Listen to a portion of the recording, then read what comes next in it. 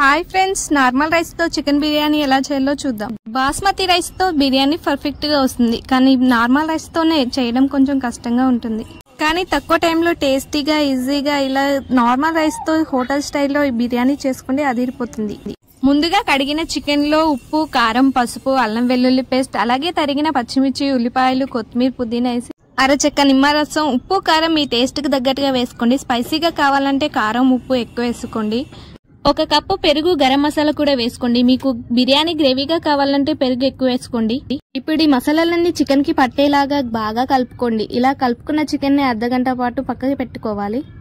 అలాగే 2 గ్లాసుల బియ్యం తీసుకుని బాగా కడిగేసుకుని పక్కకు పెట్టుకోండి. బియ్యం ఎంత నానితే అంత పర్ఫెక్ట్ గా వస్తుందండి బిర్యానీ.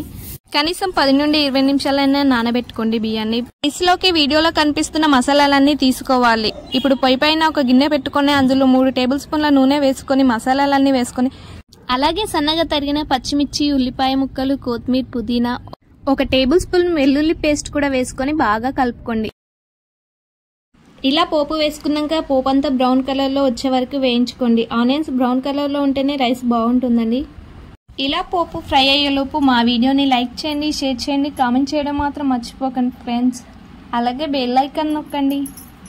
ఇలా పోపు ఫ్రై అయ్యాక 1/2 టేబుల్ స్పూన్ నెయ్యి వేసుకోండి. మనం ఏ గ్లాస్తోనైతే బియ్యం తీసుకున్నామో అదే గ్లాస్తోని వాటర్ కూడా తీసుకోవాలండి. 1 గ్లాస్కి 1.5 చొప్పున వాటర్ తీసుకోవాలి. నేను 2 గ్లాసులు తీసుకున్నాను కాబట్టి 3 గ్లాసుల వాటర్ పోసాను. ఇలా వాటర్ అంతా మరిగాక అందులో కొంచెం ఉప్పు వేసుకొని మనం ముందుగా కడిగి పెట్టుకున్న బియ్యాన్ని వేసుకోవాలి. ఇలా వాటర్ బాగా మసిలితేనే రైస్ పర్ఫెక్ట్ గా వస్తుందండి. బియ్యం వేసేటప్పుడు ఏమాత్రం వాటర్ లేకుండా చూసుకోండి.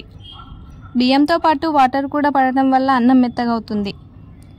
ఇప్పుడు మరొక పొయ్యి పైన గిన్నె పెట్టుకొని అందులో 3 టేబుల్ స్పూన్ల నూనె వేసుకొని మనం ముందుగా కలిపి పెట్టుకున్న చికెన్ అంతా వేసుకొని కాసేపు ఫ్రై చేసుకోవాలి. చికెన్ అర్ధగంట సేపు కలిపి పక్కన పెట్టుకునేంత టైం లేనప్పుడు 10 నిమిషాల పాటు ఫ్రిడ్జ్ లో పెట్టుకున్నా సరిపోతుంది. అప్పుడే మసాలా అంతా చికెన్ పీస్లకి పట్టి మంచి టేస్ట్ అనేది వస్తుంది. మీరు అప్పటికప్పుడే కలిపి చేస్తే పీస్లు అనేవి వైట్ గా ఉంటాయి. మసాలా అంతా పీస్లకి పట్టదండి, అంత టేస్టీగా ఉండదు. ఇలా కాసేపు చికెన్ ని ఉడకనివ్వాలి. మరొక పొయ్యి పైన అన్నంని 50% ఉడకనివ్వాలి. మనం ఏ బిర్యానీ చేసుకున్నా అన్నంని 3 విధాలుగా ఉడికించుకోవాలి. మొదటగా 50% అంటే చేతితో చిదిమితే చిదిగేటట్టు. 50% అంటే అన్నం పలుకుగా ఉన్నప్పుడే ఒక లేయర్ లాగా వేసుకోండి. ఇలా ఒక జల్లిగంట తీసుకొని అన్నాన్నంతా ఒక లేయర్ లాగా ఈక్వల్ గా వేసుకోండి. అలాగే మరొక పొయ్యి పైన అన్నాన్ని ఉడికించుకుంటూ 70% ఉడికేదాకా ఉంచుకోవాలి. అన్నం మరి కాస్త ఉడికాక మరొక లేయర్ గా వేసుకోండి. అంటే 7% ఉడికాక అన్నాన్ని మరొక లేయర్ గా వేసుకోండి.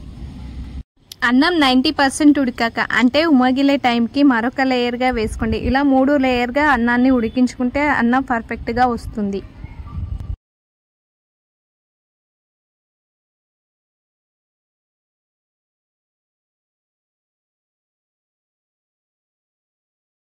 ఉడికించుకున్న అన్నం మొత్తాన్ని ఇలా ఈక్వల్ గా వేసుకోవాలి. అలాగే ఫ్రై చేసుకున్న ఆనియన్స్, ఫుడ్ కలర్ కూడా వేసుకోవాలి.